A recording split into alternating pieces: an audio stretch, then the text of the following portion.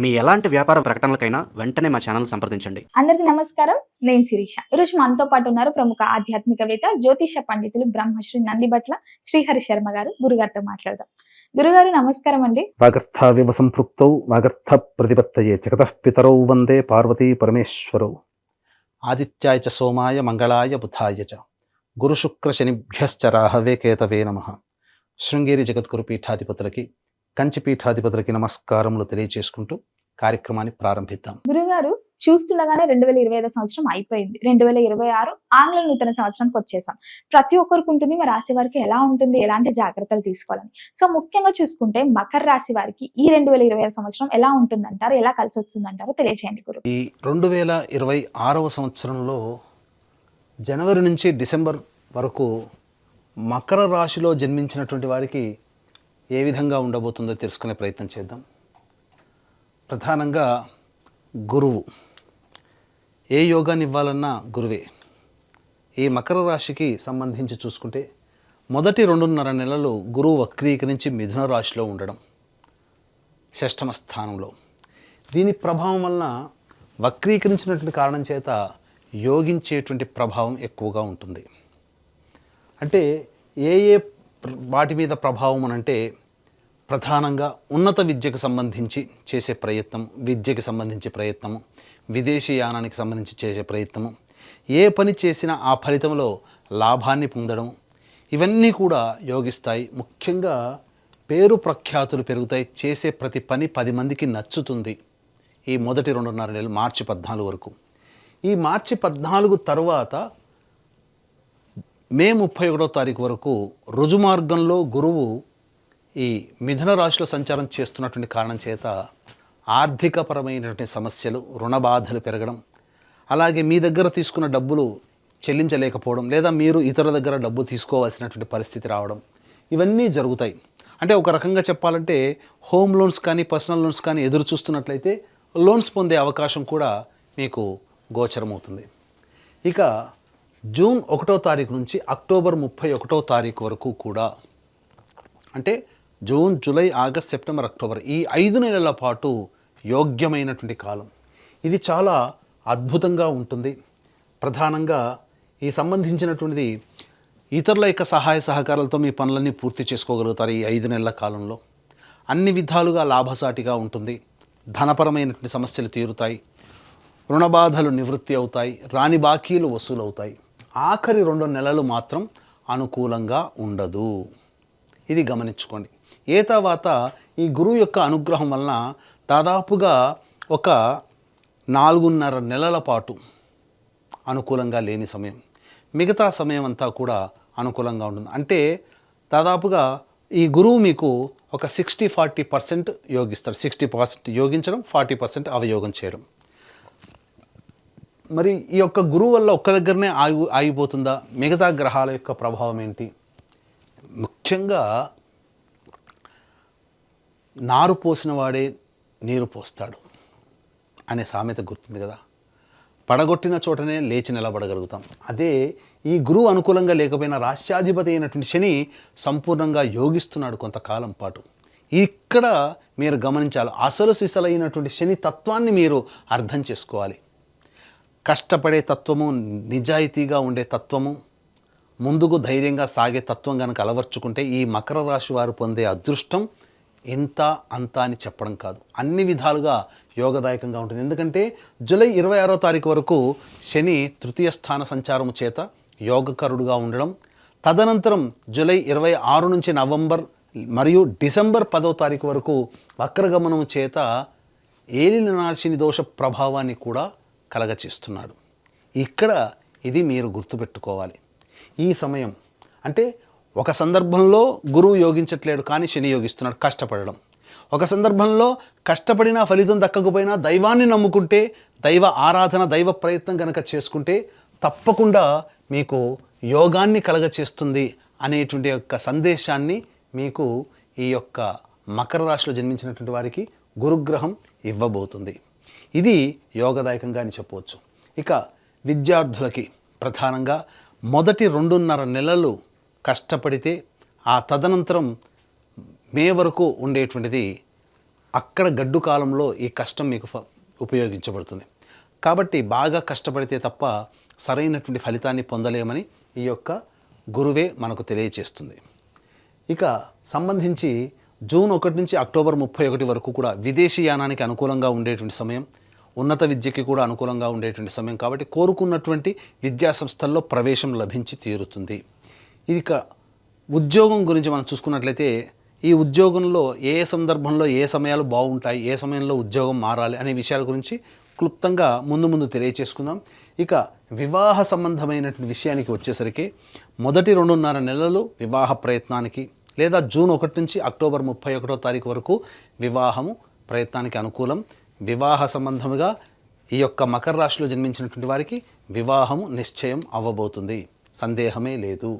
ఇక దాంపత్య సమస్యలు, ఈ దాంపత్య సమస్యలు అనేటువంటివి మొదటి 6 నెలల వరకు, 5 నెలల వరకు కూడా గడ్డు కాలమే. 6వ నెల నుంచి కూడా అనుకూలంగా ఉంటుంది. కాబట్టి ప్రథమార్థం కాస్త జాగ్రత్తగా ఉండండి. ఎటువంటి పొరపచ్చాలు ఆవేశాలకి లోను కాకుండా సంయమనం పాటించినట్లయితే జూన్ నుంచి అన్నీ సర్దుబాటు చేసుకుంటాయి, దాంపత్య సమస్యలు తొలగిపోతాయి. ఇప్పటికీ విడిపోయి కలవాలనుకునే వాళ్ళు జూన్ తర్వాత ప్రయత్నాల్లో మీరు సఫలీకృతులు అవుతారని చెప్పవచ్చు. ఇక ఆరోగ్య విషయంలోకి వచ్చేసేసరికి ప్రధానంగా ఇటు ఏప్రిల్ మే మంత్, మార్చి 15వ తారీఖు నుంచి ఏప్రిల్ అండ్ మే మంత్ వరకు గురువు అనుకూలంగా లేడు. కానీ ఆయుష్కారకుడైనటువంటి శని అనుకూలంగా ఉన్నటువంటి కారణం చేత ఎటువంటి అనారోగ్య సమస్యలు వచ్చినా తట్టుకొని నిలబడగలుగుతారు. కానీ శని వక్రీకరించి తర్వాత గురువు నవంబర్ డిసెంబర్ మాసంలో సింహరాశిలో సంచారం చేస్తున్నట్టు ఈ కారణం చేత ఆ ఆఖరి 2 నెలలు మాత్రం అనారోగ్య సమస్యలు వస్తాయి. గడ్డు కాలమే ఆరోగ్యపరంగా అని చెప్పవచ్చు. కాబట్టి జాగ్రత్తలు పాటించండి. ముఖ్యంగా ఫుడ్కి సంబంధించినటువంటి ఆరోగ్య సమస్యలు ఉంటాయి. కాబట్టి ఫుడ్ని కంట్రోల్ అనగా డైట్ కంట్రోల్ కనుక చేసుకుంటే మంచి జరిగేటువంటి అవకాశం ఉంటుంది. ఇక సంతానపరంగా కనుక చూసుకున్నట్లయితే ఈ యొక్క మకర రాశిలో జన్మించినటువంటి వారికి సంతాన యోగ్యత ఉంది, సంతానవంతులవుతారు. జూన్ నుంచి అక్టోబర్ మధ్యకాలంలో సంతానము కలుగుతుంది. మొదటి 2.5 నెలలు కూడా కన్సీవ్ అవ్వడానికి అవకాశం ఉంది.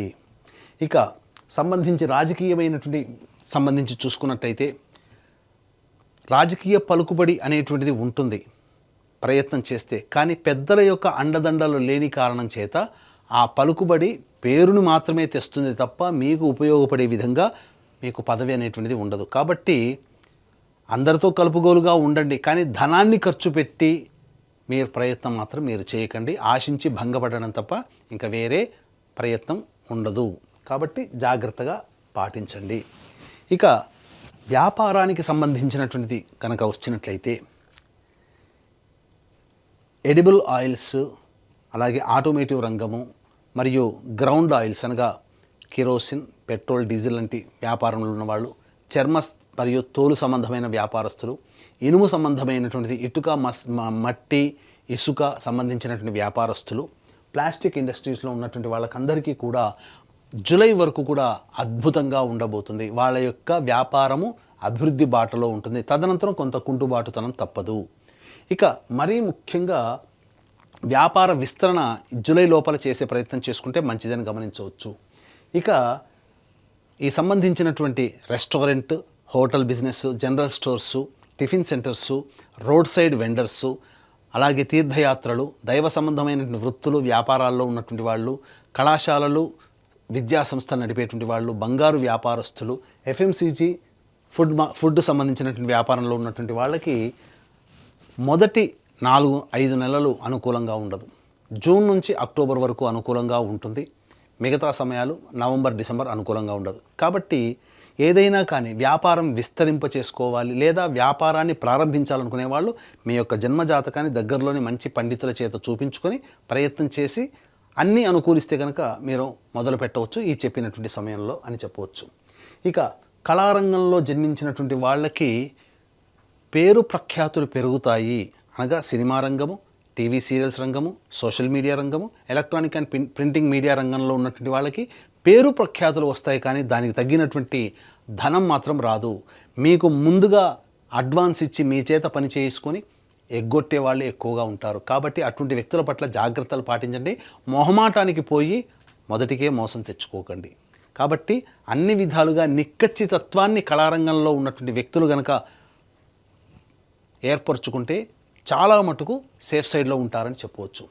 ఇక ఈ యొక్క మకర రాశిలో జన్మించినటువంటి రైతులు ప్రధానంగా వాణిజ్య పంటలు వేసుకుంటే అద్భుతమైనటువంటి ప్రగతి ఉంటుంది. అలాగే శాస్త్రీయమైనటువంటి పంటలు కూడా అనుకూలిస్తాయి.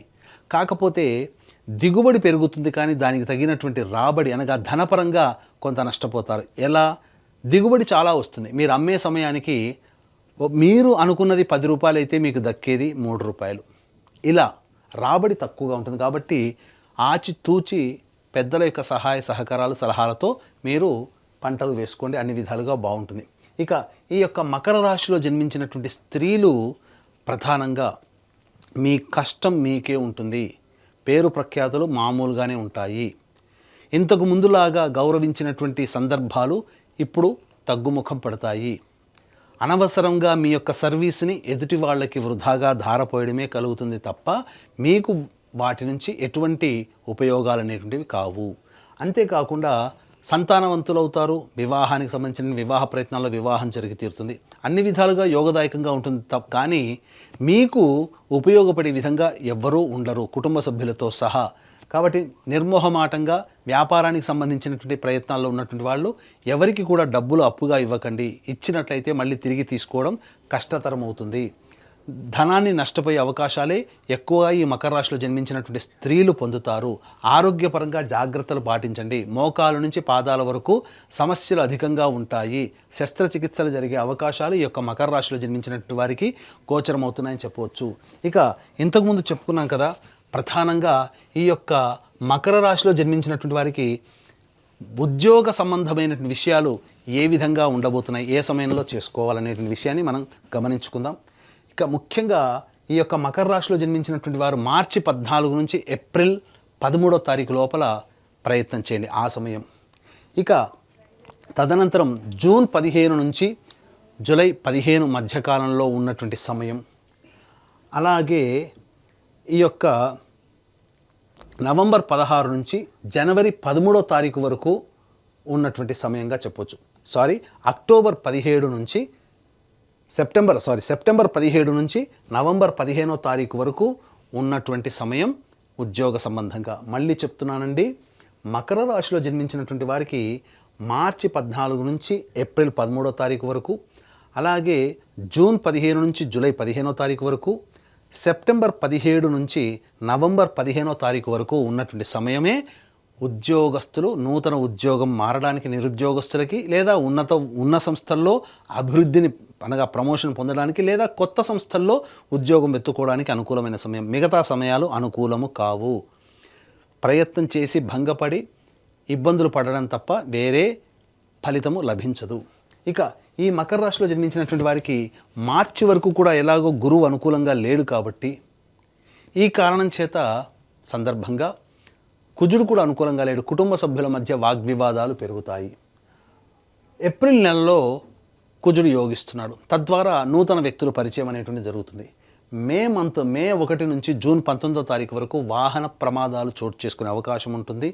శస్త్రచికిత్సలు జరిగే అవకాశం ఉంటుంది. తల్లిగారి ఆరోగ్యం పట్ల శ్రద్ధ వహించాల్సినటువంటి పరిస్థితి. ఇక జూన్ 20 నుంచి ఆగస్టు 1వ తారీఖు వరకు సంతానం మూలకంగా చిక్కులు, సమస్యలు, ఖర్చులు, ఇబ్బందులు అధికంగా ఉంటాయి. ఆరోగ్యపరంగా కూడా జాగ్రత్తలు పాటించాలి. ఆగస్టు 2 నుంచి సెప్టెంబర్ 17వ తారీఖు వరకు అనుకూలంగా ఉంటుంది. సెప్టెంబర్ 18 నుంచి నవంబర్ 11వ తారీఖు వరకు ఎవరితో కలిసి పనిచేసినా, జీవిత భాగస్వామైనా, వ్యాపార భాగస్వామైనా ఎక్కువగా కష్టాలు అనేటువంటివి ఉంటాయి. ఇక నవంబర్ 12 నుంచి డిసెంబర్ వరకు అనుకూలంగా లేదు. కాబట్టి ఏతావాత చెప్పొచ్చేది ఏమిటంటే ఈ యొక్క మకర రాశిలో జన్మించినటువంటి వారికి దైవానుగ్రహం తప్పనిసరి. ఇటువంటి దైవానుగ్రహం అందరికీ అందించాలనేటువంటి సదుద్దేశంతో మన పీఠం ఆధ్వర్యంలో జనవరి నెల నుంచి డిసెంబర్ వరకు ప్రతి నెల ఒక పర్వదినం రోజున పుణ్యక్షేత్రంలో సర్వదోష నివారణ పూజలు, హోమాలు, ఆరోగ్యం కోసం మృత్యుంజయం, ఉద్యోగం కోసం పురుష సూక్త విధానము, శత్రుబాధ, నరఘోష, నరదృష్టి నివారణ కోసం, కోర్టు సమస్యల కోసం సుదర్శన మూలమంత్ర హోమాలు, అలాగే ఆర్థిక బాధలు, దాంపత్య సమస్యల నివారణకి లక్ష్మీ హోమాలు, ఇలా 21 రకాల హోమాది కార్యక్రమాలు ప్రతి నెల జరిపించడం జరుగుతుంది. మీ గోత్రనామాదులు స్క్రీన్పై కనిపిస్తున్నటువంటి నెంబర్కి కాల్ చేసి నమోదు చేసుకోవచ్చు. ప్రతి నెల మీకు వీడియోలు కూడా అందజేయడం జరుగుతుంది. అలాగే 2026 సంవత్సరం నుంచి నూతన ఒరవడిని అనేటువంటిది సృష్టించబోతున్నాం. మన ఆధ్వర్యంలో కొత్తగా సంకల్ప మందిర్ అని చెప్పి యూట్యూబ్, ఫేస్బుక్, ఇన్స్టాగ్రామ్ ఇవన్నీ ఈ 3 కూడాను ప్రారంభమవుతున్నాయి. వాటిని మీరు కనుక ఫాలో అయితే మీకు ప్రతి విషయం కూడా మీకు ముందుగా చేరుతుంది. తద్వారా మీరు అప్రమత్తం అవ్వచ్చు. అన్ని మంచి విషయాలు, ధర్మ సంబంధమైనటువంటి జాతక సంబంధమైన విషయాలు కూడా మీకు అందుబాటులో ఉంటాయని చెప్పవచ్చు. ఇక తర్వాత దైవానుగ్రహం ఈ యొక్క మకర రాశిలో జన్మించినటువంటి వారు పొందక తప్పని పరిస్థితి. కాబట్టి ఇటువంటి మకర రాశిలో జన్మించినటువంటి వారు ప్రధానంగా దైవానుగ్రహం పొందడం కోసం గురువారం రోజున దత్తాత్రేయ చరిత్ర పారాయణం ప్రారంభించి బుధవారానికి ఒక పారాయణం సమాప్తం చేయండి. ఈ విధంగా ఒక పారాయణం సమాప్తం చేసే లోపల మీ సమస్యకి పరిష్కారం లభిస్తుంది. లేదు ఇప్పుడు చెప్పినటువంటి సమస్యల కంటే ఇంకా ఎక్కువగా సమస్యలు ఎదుర్కొంటున్నారు అని అంటే మీ యొక్క జన్మజాతకంలో నడుస్తున్నటువంటి గ్రహ దశాంతర్దశల యొక్క ప్రభావాలు. కావున దగ్గరలోని మంచి ఉపాసనా పరులైనటువంటి జ్యోతిష్యుని సంప్రదించి వారి సలహాలు సూచనలు పాటించినట్లయితే మరింత మెరుగైనటువంటి జీవితాన్ని పొందుతారని తెలియచేయవచ్చు. గురుగారు, మొత్తం మీద 2026లో మకర రాశి వారికి ఎలా ఉండబోతుంది, ఎలాంటి జాగ్రత్తలు తీసుకోవాలో తెలియజేసినందుకు ధన్యవాదాలండి. ఈ వీడియో కనుక మీకు నచ్చినట్లయితే లైక్ చేయండి, షేర్ చేయండి, సబ్స్క్రైబ్ చేయండి. మీ విలువైన కామెంట్ని పొందుపరచండి. సర్వం శ్రీ ఉమామహేశ్వర పరబ్రహ్మార్పణమస్తు.